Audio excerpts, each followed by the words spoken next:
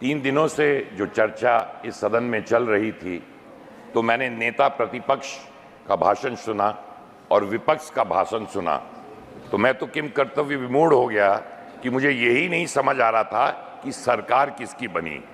ऐसे भाषण वहां से आए कि लग रहा था कि भारतीय जनता पार्टी और एनडीए की सरकार नहीं, परंतु इंडी अलायंस की सरकार बनी।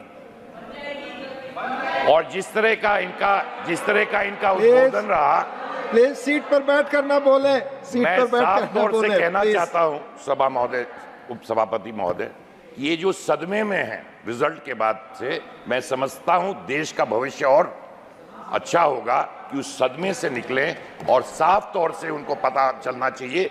मैं समझ सकता हूं कि सदमे में क्यों है। सदमे में इसलिए है कि 60 साल बाद एक सरकार तीसरी बार बन के मोदी जी के नेतृत्व में आई और इनको इसलिए सदमा और इतनी तकलीफ इसलिए है कि कैसे हो सकता है कि नेहरू जी का रिकॉर्ड एक पिछड़ा गरीब चाय वाला का बेटा तीसरे बार इस देश का प्रधानमंत्री बन सकता है।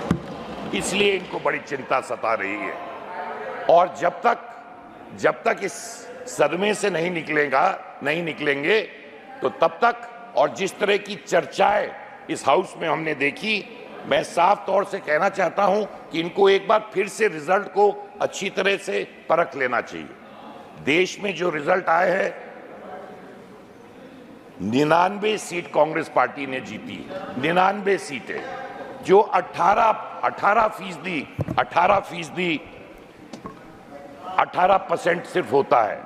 और 99 सीट जीतने पर इतना घमंड है, आप समझिए अगर 150 सीट जीत लिए होते तो क्या घमंड होता। और 99 सीट पे इतना घमंड, और हमें बताते कि हमें घमंड नहीं होना चाहिए।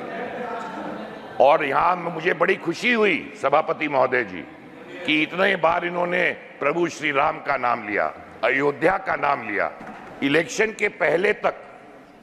से पहले तक मंदिर जाने तक पे कई लोगों को पार्टियों से निकाल दिया जाता था। राम भगवान का नाम लेने से डरते थे। और प्रभु राम की लीला देखिए, 5-7 सीट क्या जिता दी प्रभु राम ने। सुबह से लेके शाम तक प्रभु राम और अयोध्या का नाम ले रहे हैं। ये लीला है प्रभु श्री राम की। मैंने साफ तौर से कहा, अभी इलेक्शन की चर्चा हो रही थी, इलेक्शन में सिर्फ लोकसभा की जीत नहीं हुई है। उड़ीसा में इनको नंबर्स देखने चाहिए, इनको आंध्र प्रदेश में देखना चाहिए, इनको अरुणाचल प्रदेश में देखना चाहिए, इनको सिक्किम में देखना चाहिए कि कितनी बड़ी हार हुई। साफ तौर से मैं ये कहना चाहता हूं कि गांधी जी ने 3 बंदरों के बारे में जिक्र किया था, अच्छा ना बुरा ना देखो, ना सुनो और ना बोलो। परंतु इन्होंने ये मना नहीं किया था कि अच्छी चीजें न देखो, अच्छी चीजों के बारे में न बोलो और अच्छी बातों के बारे में न सुनो। तीसरे बार अगर दिक्कत ये है, जो तीसरे बार मोदी जी के नेतृत्व में सरकार बनी है, संकट इनको ये है कि कैसे बनी है, कैसे बन गई। तो साफ तौर से जो भारतीय जनता पार्टी कहती है, एनडीए कहता है, वो करके दिखाता है।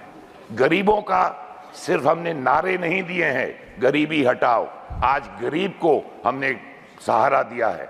इस सरकार ने गरीब को सहारा दिया है और साफ तौर से राष्ट्रपति जी ने इसमें अपने उद्बोधन में इसका जिक्र भी किया था। ये हमेशा हमने देखा, तमाम हमारे विपक्ष के नेताओं ने साफ तौर से कहा कि ये सरकार अमीरों के लिए है। अरे साफ तौर से 5 करोड़ आवास अगर आज गरीबों को मिलते हैं, सर अब ऐसी बात है, मैं कांग्रेस पार्टी अगर टिप्पणी करना चाहती है तो मैं इस पे कुछ कहना नहीं चाहता हूं, पर इतना साफ कहना चाहता हूं, उधर भी जब था तो लीडर ही था, बूट लेकर नहीं था। इधर भी हूं तो लीडर हूं, बूट लेकर नहीं हूं।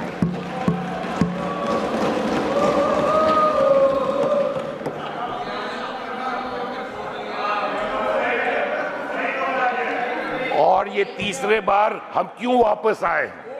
तीसरे बार हम क्यों आए हैं? हम इसलिए आए हैं कि मोदी जी ने गरीबों के बारे में सोचा, दलितों के बारे में सोचा, पिछड़ों के बारे में सोचा। आज आवास 5 करोड़ का, आज 4 करोड़ आवास गरीबों को दिया गया है। और 3 करोड़ आवास फिर से देने वाले हैं। 80 करोड़ लोग को आज अनाज दिया जाता है। मेरा समय समाप्त हो गया है, पर मैं इसी में समाप्त करना चाहता हूं। संविधान की बात आज हो रही है। मुझे बड़ी खुशी है कि 75 साल बाद विपक्ष को अमृतकाल में कम से कम कॉन्स्टिट्यूशन को दिखाने की तो ताकत आई, क्योंकि उसको आज तक उन्होंने फॉलो नहीं किया है और नेता पक्ष ने बहुत साफ तरीके से उसका जवाब दिया था। मैं सिर्फ यही कहना चाहूंगा अंत में कि आपको सर देश ने विपक्ष में बैठाने का मौका दिया है। आप मिलकर इस देश को विकसित बनाने के लिए कार्य करें। बहुत बहुत धन्यवाद।